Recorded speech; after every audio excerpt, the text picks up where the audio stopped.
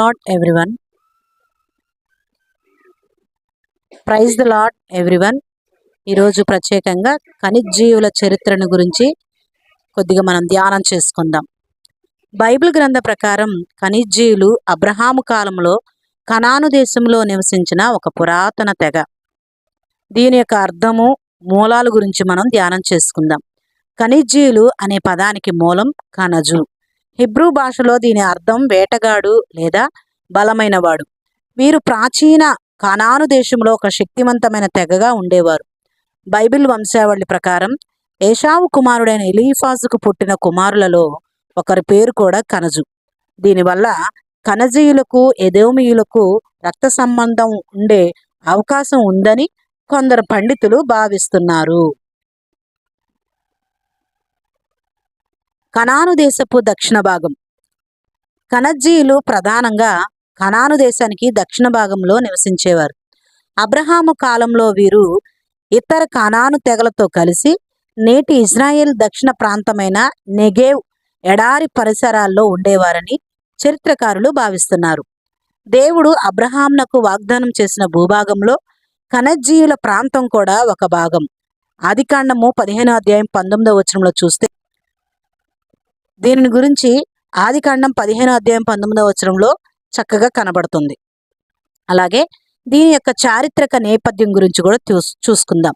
దేవుడు అబ్రహాముతో నిబంధన చేసినప్పుడు అతని సంతానానికి ఇస్తానని వాగ్దానం చేసిన దేశములోని 10 జాతులలో కనజ్జీయులు కూడా ఒకరు. ఆదికాండము 15వ అధ్యాయం 18 నుంచి 21 వచనాల్లో చూడవచ్చు. వీరు ఎదోము వంశస్థుడైన కనజు సంతతికి చెందిన వారని కొందరు చరిత్రకారులు అభిప్రాయపడుతున్నారు. అలాగే కనజ్జీయులు ఇశ్రాయేలుల మధ్య ఉన్నటువంటి అనుబంధాన్ని గురించి తెలుసుకుందాం. కనజ్జీయులు కేవలం ఒక అన్యజాతిగా మిగిలిపోలేదు. వారు ఇశ్రాయేలు దేవుడైన యెహోవాను నమ్మి యూదా గోత్రంలో విలీనమయ్యారు. దీనికి గొప్ప ఉదాహరణలు కూడా ఉన్నాయి. మొదటిగా ఒత్నియేలు. ఇశ్రాయేలు మొదటి న్యాయాధిపతి అయిన ఒత్నియేలు ఒక కనజ్జీయుడు. ఇతను కాలేబు తమ్ముడైన కనజు కుమారుడు. ఇశ్రాయేలులను మెసొపొతేమియా రాజు నుండి విడిపించి 40 ఏళ్లు శాంతిని చేకూర్చాడు. మరొక ఉదాహరణ హెబ్రోను ప్రాంతం. కాలేబు తన 85వ ఏట కూడా ఎంతో బలంతో అనాకీయులను అంటే రాక్షస జాతిని ఓడించి హెబ్రోనును జయించాడు. ఈ ప్రాంతం కనజ్జీయుల ధైర్యానికి ప్రతీకగా నిలిచింది. ఇక 4వదిగా చూసుకుంటే హెబ్రోను ప్రధాన కేంద్రం. కనజ్జీయుల చరిత్రలో అత్యంత ప్రాముఖ్యమైన ప్రాంతం హెబ్రోను. ఇశ్రాయేలులు కనానులోనికి ప్రవేశించినప్పుడు కనజ్జీయుడైన కాలేబు ఈ ప్రాంతాన్ని తన స్వాస్థ్యంగా కోరుకున్నాడు. దీని యొక్క భౌగోళిక ప్రాముఖ్యత చూస్తే హెబ్రోను సముద్ర పట్టణానికి సుమారు 3000 అడుగుల ఎత్తులో ఉన్న కొండ ప్రాంతం. ఇది చాలా సారవంతమైనది మరియు ద్రాక్ష తోటలకు ప్రసిద్ధి.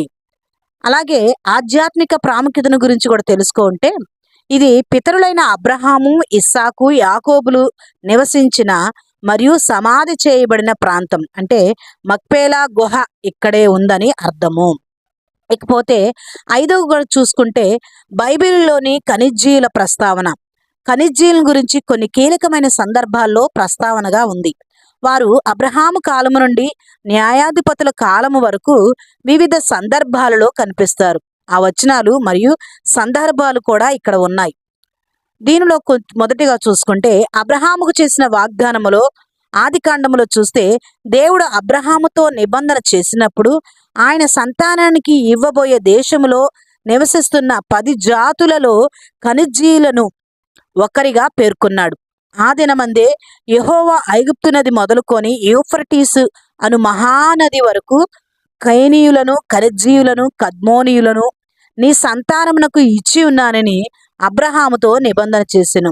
ఈ మాట ఆదికాండము 15వ అధ్యాయం 18 నుంచి 21 వచనాల్లో మనం చూడవచ్చు. అలాగే ఇశ్రాయేలు వంశావళిలో కాలేబు యొక్క అనన్య సామాన్యమైన విశ్వాసాన్ని వివరిస్తున్నప్పుడు అతనిని ఖనిజీయుడిగా బైబిల్ గుర్తిస్తుంది. ఇది వారు ఇశ్రాయేలులో ఎలా కలిసిపోయారో చూపిస్తుంది.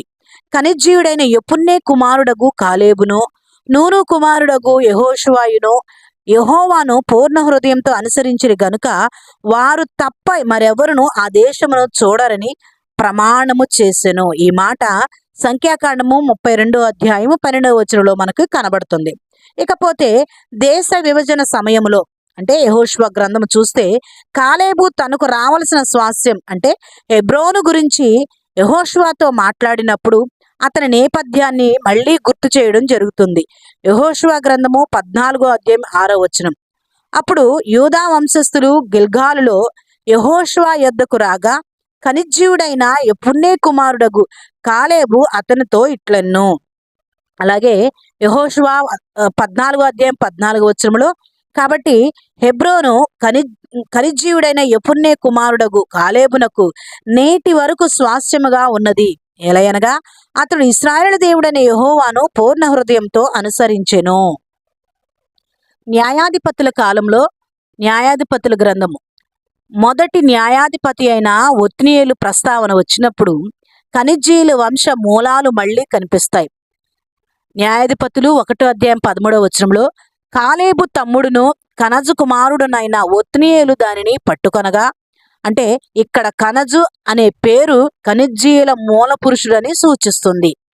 అలాగే న్యాయాధిపతులు 3 అధ్యాయం 9 వచనంలో యెహోవా ఇశ్రాయేలు కొరకు ఒక రక్షకుడిని అనగా కాలేబు తమ్ముడైన కనజు కుమారుడకు ఒత్నియేలును పుట్టించి వారిని రక్షించెను. ఇకపోతే దినవృత్తాంతాల గ్రంథములో వంశావళులు కనబడతాయి. యూదా గోత్రపు వంశ వృక్షాన్ని వివరిస్తున్నప్పుడు కనిజ్జీయుల పేర్లు ప్రస్తావించబడ్డాయి. మొదటి దినవృత్తాంతముల గ్రంథము 4 అధ్యాయము 13 నుంచి 15 వచనాలు కనబడుతుంది. ఇక్కడ కనజు కుమారులైన ఒత్నియేలు, సెరాయల గురించి మరియు కాలేబు సంతతిని గురించి వివరంగా ఉంది. అలాగే కనిజ్జీయుల యొక్క ప్రాముఖ్యులు ఇందులో మొదటిగా కాలేబు. యెఫున్నె కుమారుడైన కాలేబు అని పిలువబడ్డాడు. బైబిలు ఆయనని కనిజ్జీయుడైన యెఫున్నె కుమారుడైన కాలేబు అని పేర్కొంటుంది. సంఖ్యాకాండము 32 అధ్యాయము 12 వచనము మరియు యెహోషువ 14 అధ్యాయము 6 వచనం. అలాగే ఒత్నియేలు కూడా మనకు కనబడుతున్నాడు. ఈయన కాలేబు తమ్ముడైన కనస్సు కుమారుడు. ఇశ్రాయేల్ మొదటి న్యాయాధిపతిగా ఈయనకు గొప్ప పేరు ఉంది. కాలేబు తన కుమార్తె అయిన అక్సాను కిర్యత్సెఫెరును జయించిన వాడికి ఇచ్చి పెండ్లి చేస్తానని ప్రకటించినప్పుడు ఒత్నియేలు ఆ పట్టణాన్ని గెలిచి ఆమెను వివాహం చేసుకున్నాడు. ఈ కనస్సు అంటే ఈయన పేరు మీదనే ఈ వంశానికి కనిజ్జీయులు అనే పేరు వచ్చింది. ఈయన కాలేబు తండ్రికి సోదరుడు లేదా ఆ వంశ మూల పురుషులలో ఒకరు. బైబిల్లో వంశావళిలో మొదటి దినవృత్తాంతాల గ్రంథము 4 అధ్యాయం 13 నుంచి 15 వచనాలు చూస్తే ఈ పేరు కనిపిస్తుంది. అలాగే ఇంకొక వ్యక్తి కూడా కనిపిస్తున్నాడు. ఆ వ్యక్తే యెఫున్నె.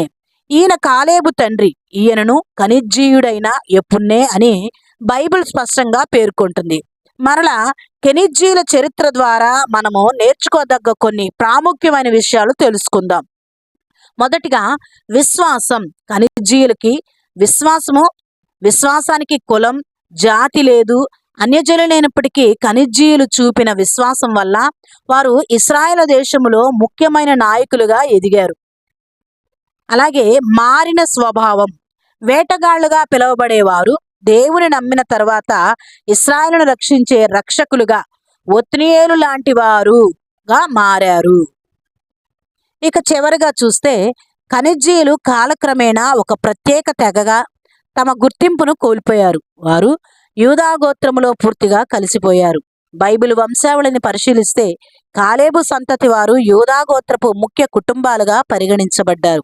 దీనివల్ల వారు కేవలం అన్యజనులుగా కాకుండా ఇశ్రాయేలు రాజ్య స్థాపనలో కీలక పాత్ర పోషించిన నిజమైన ఇశ్రాయేలుగా మారిపోయారు. ఆమెన్.